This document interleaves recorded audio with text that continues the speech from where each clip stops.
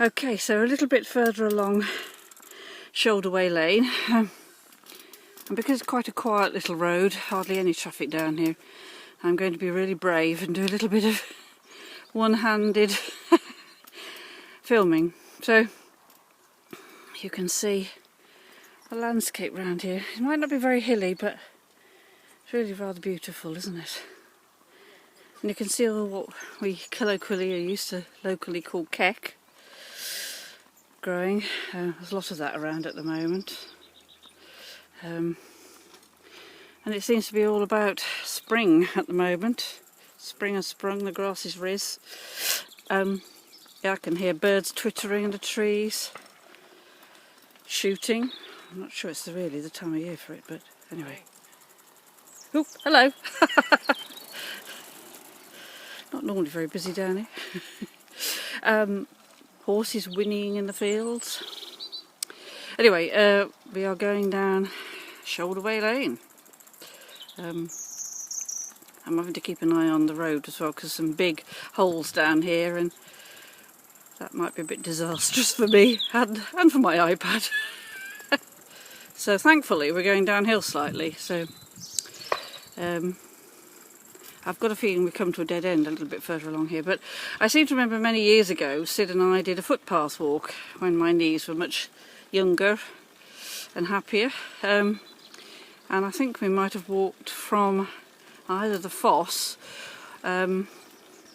or across from Ditchford Farm. Now, I've got a friend who lives in Rowbury Farm, which is just off the Foss, and behind that there's something called Ditchford Prairie, which is a medieval village which I think was abandoned either because of plague or because of a lot of land closures, but one way or another it was an abandoned village. So that forms part of his land, and there is a footpath across there. So I have a feeling we walked that once a long time ago, and I think it brings you out potentially onto the top of this lane, which is a dead end. There's lots of footpaths around Shipston. There's several that I use regularly. Okay. Afternoon.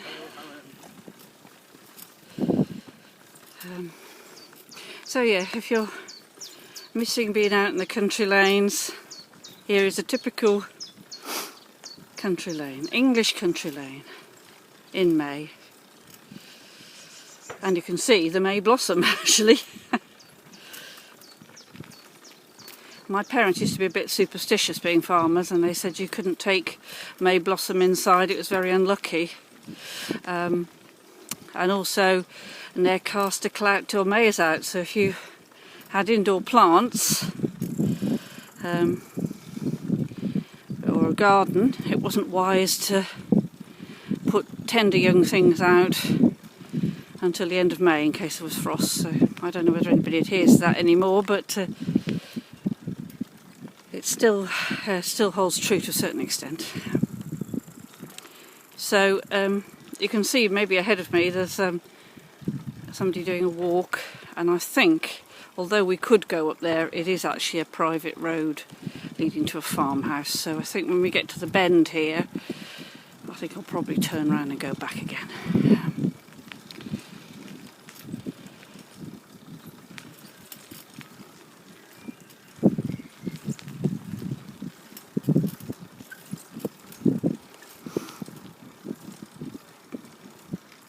Yeah, so you can see a farmhouse up ahead, and I'm not sure of the name of it. And I'm not sure where that road goes to. That's interesting. I'm going to have to go home and look at my map because there's another road there. I'd forgotten about that. I wonder where that takes us. Anyway, right. So I think that's most of Shoulderway Lane. Apart from the farm behind.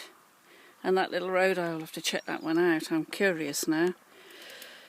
But anyway, just a short little trek today down a leafy country lane in May.